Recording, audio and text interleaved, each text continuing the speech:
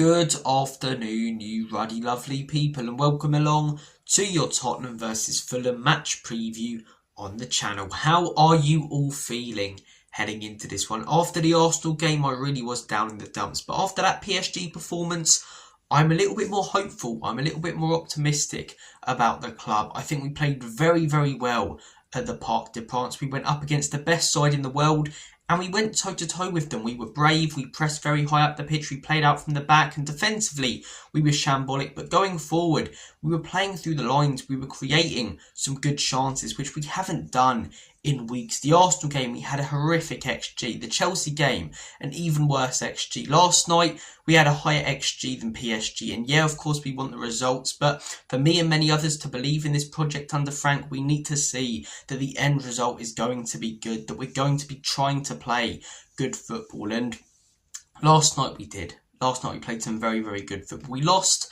It could have easily gone either way, though. It was fine margins and two bangers from Vitinha and a defensive mistake from Romero. If those two shots from Vitinha miss, Romero doesn't make that stupid mistake and give away the penalty, maybe we win that game or at least get something. It's if, buts and monkey nuts, but at least it was fine margins. You know, we only lost the Chelsea game 1-0, but after the game, we were coming out saying it could have been 5 or 6 for Chelsea. And the only positive from that Arsenal game is that it wasn't 5 or 6. So, as a fan base, we can take some encouragement from that PSG game. And I don't think Fulham are the best side in the world. We've had a run from hell recently. We really have. Everton away, Newcastle away, Chelsea at home, Copenhagen, which was winnable, but then Man United at home, followed by Arsenal away and PSG away. Now, we've got some more winnable games. Tough games, granted. Every game in the Premier League and in the Champions League is going to be tough. But ones on paper that I look at and say, we're probably a better team than them. We've got better players than them. And we have got better players than Fulham. And we are a better team than them. Let's talk about our opposition, because they're coming off a fantastic win against Sunderland. They had their highest XG in weeks. They created some really, really good chances. And they played very well. A late winner from Raul Jimenez. And they thoroughly deserved it. I'm not having anyone take anything away from a win against Sunderland. Sunderland have been fantastic so far this season. Most people expected them to get at least something at Fulham. A lot of people expect them to win that game, and Fulham shocked people and stepped up with a very, very good performance. But aside from that, when I've watched them this season, I haven't been impressed. I think a lot of their play has been slow, and under Marco Silva, they've really punched above their weight. He took them from being a mid-table championship team and turned them into an established Prem side. But this season, they're looking a bit shaky. They're not flowing, you know. Recent seasons, we've been having conversations about them getting into Europe. They're closer to a conversation about relegation this season. Do I think they'll go down? No, because I do think Marco Silva's a good manager, and I think he's been let down by the board, to be honest. I really don't think he's been backed there, but there are definitely tactical things that he can do, and it seems like they miss one key player and all of their good play goes down the drain. And that key player is Anthony Robinson. They've been missing him for a lot of this season, and they've really, really struggled, Sunderland game aside, to create chances and look dangerous going forward. Without him, I haven't been impressed with Fulham. Marco Silva, he'll rotate between a 4-3-3 and a 4-2-3-1 usually. Occasionally go with a 4-4-2. He's a very tactically versatile manager when it comes to his formations. He likes his teams to press high up the pitch. What they have struggled with this season is physicality, though. It seems like most Premier League teams have adapted to how physical the league is now. It seems like it's more physical than it has been in at least 20 years. They haven't, and they're getting bullied a lot from set pieces and by more physical teams. When you look at their recent games before that Sunderland win, 2-0 loss away against Everton. Everton are a good side. They show that against Man United, but I mean, they're not PSG, they're not Manchester City, and we've stepped up and put in good performances against those two teams. And yeah, they were really, really poor away against Everton. The game before, 3-0 win at home against Wolves. I saw the highlights of this game. Pretty comfortable for Fulham by the sounds of it. I mean, you can't take loads from a win against Wolves. I know we didn't beat them, but most teams have this season. They really aren't the best team. Even under Rob Edwards now, I think they're still going to struggle and likely finish bottom of the table. The game before, 2-1 loss against Newcastle at St James's Park. I thought they played poorly in that game. Newcastle bullied them physically. The game before, 1-0 loss at home against Arsenal. Fine margins in that one, but physically bullied, and that set piece picks up all 3 points for Arsenal. They've scored 13 goals. Not the best. Conceded 16, so not great defensively. These are all things you don't associate with a Marco Silva Fulham team. The last few years they've been exciting going forward. They've punched above their weight. They've been free-flowing and scoring week in, week out 2 or 3, and they've been conceding very little. I think last season they were up there with the best defensive records in the league, and the season before they've always seemed to be in the top 10 when it comes to defensive records. This season they're in the bottom 10 so far, and they're not defending their box well. They're conceding a lot of goals, a lot of sloppy goals, and yeah, they aren't the best team. They do have some danger men though. Raul Jimenez, is he the player he was when he was at Wolves? No, but he can still pop up with a massive goal to win games like he did against Sunderland. He's a fox in the box. He gets into the right place at the right time, Jimenez. You'll never see him pop one from 30 yards out or dribble through a couple of players, but his positioning's great. He presses fairly well as well. They've got Iwobi, Josh King, who I've been pretty impressed with so far this season. So they could turn it on against Spurs. They are coming off a big win, but really, we should be getting something here. They're on 14 points, sat 15th in the league,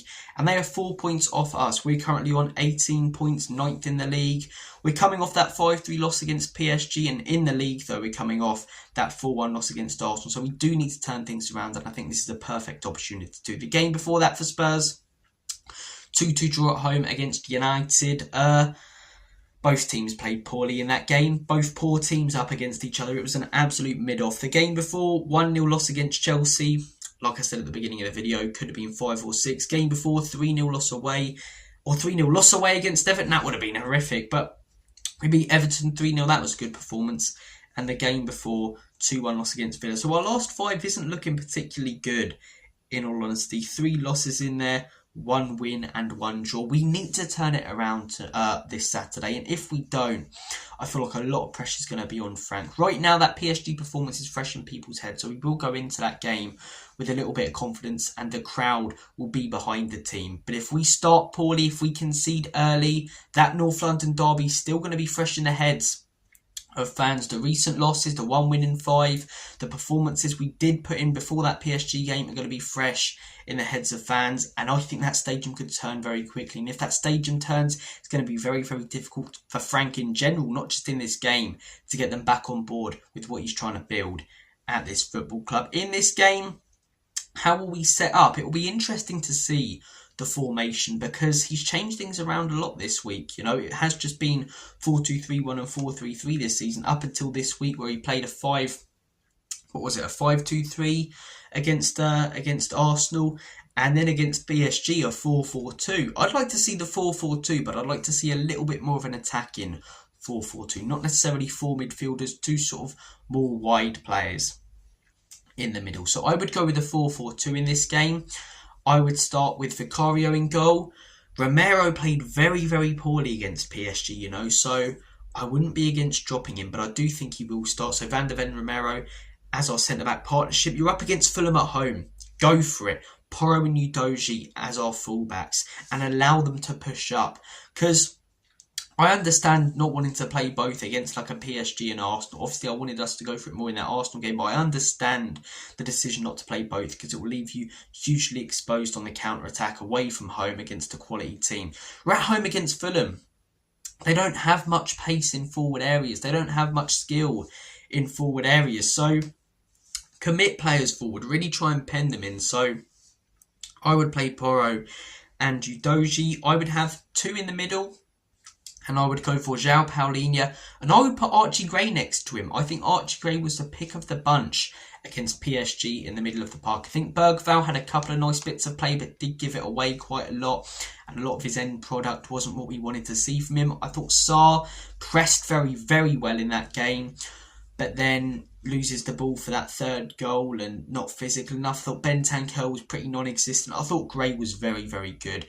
Putting that cross for our 1st goal, defensively got back a lot, made a lot of good blocks, his passing very accurate. So play him in this game, man. We've got to reward good performances with starts. So Gray and Paulinho as a midfield 2. On the right, I would have Mohamed Kudus, and on the left, I would have Odobert. And ahead of them, I would have Richarlison and Muani. I'm not the biggest fan of Richarlison, and I think all of his recent performances have been poor. But the facts will tell you that Richarlison scored against PSG, he scored against Arsenal, and he scored against Manchester United. Despite the rest of all of those games being awful from him, he's scoring goals. And we always say it on this channel, we always, say it as Spurs fans, what we want from our striker more than anything is to know where the back of the onion bag is. But Richarlison has recently. His performances definitely need to improve, and I'm selling him if I can in January. But again, I think you've got to reward those goals with a start here, and I think you start him next to Muani. Those two have been playing well recently together, and Muani against PSG, for me, that was a statement performance. That was a performance to say, you've got to start me week in, week out, because I'm not just your best striker, I'm your best attacker. Going to the Parc des Princes, one of the most rowdy grounds to go to in the world, against the champions of Europe, the best side in the world, and to score 2 goals and put in a 9 or 10 out of 10 performance, it speaks volumes about the ability he has. He's on loan from PSG as well. He must have been nervous heading into that game. It didn't show though, and I want a player like that starting. So Muani and Richie, and I think if we play 4-4-2 as well, and if we play Porro and Udogie, that'll allow Kudus to be able to push further up, that'll allow Odebert to be able to push further up. They won't have to constantly drop deep when we're playing out like they did against Arsenal and against Chelsea. So yeah, 4-4-2 would be my formation of choice. From Fulham, Anthony Robinson still looks like he's out, so it will likely be Sessegnon at left back. I'm not too sure about their centre backs. Sessegnon can go forward though, he can play on the left wing as well. Sander Berge, I expect him to start in the midfield. He's going to be physical, so Paulinho's got to deal with him. Iwobi's one of their danger men. We've got to mark out Jimenez in the game. So they do have some threats, Fulham, but I'm just looking at their team. I'm looking at our team. We've got to go out there and get a win here. You get a win here and a performance following on from that PSG performance. You restore a lot of confidence from a lot of fans that's been lost over the last few weeks with the results and performances we've been getting. You restore a lot of confidence. 8 o'clock Saturday night. I hate these kickoffs. I don't know why on earth they exist. I'd like to have a conversation with a cabbage who chose the Premier League game should be played at 8 o'clock on a Saturday night. But it will be under the lights to Trump. It will be going on top of the cock. We've got to make it loud, make it difficult for them. I think if we take the lead early, they'll struggle. Their win against Sunderland will go to the back of their players' heads, and they'll be thinking about how much they've struggled overall this season. And I think we get the win. So score prediction, I am going to say Spurs open up the scoring. I'm going to say early. And I think it stays 1-0 for a little while. I think Fulham maybe have a couple of chances at the beginning of the second half. And I'm going to say we make it 2-0 around the 70-minute mark. And then I'm going to say when it's looking comfortable, when it looks like Spurs are finally going to make things easy on the eye for us as fans, we can see the goal in the 85th minute and have to defend a bit towards the end. But hopefully a big performance and result this Saturday. Guys, I'm going to make like a banana split. Take care of yourselves, and as always and forever, come on, you Spurs.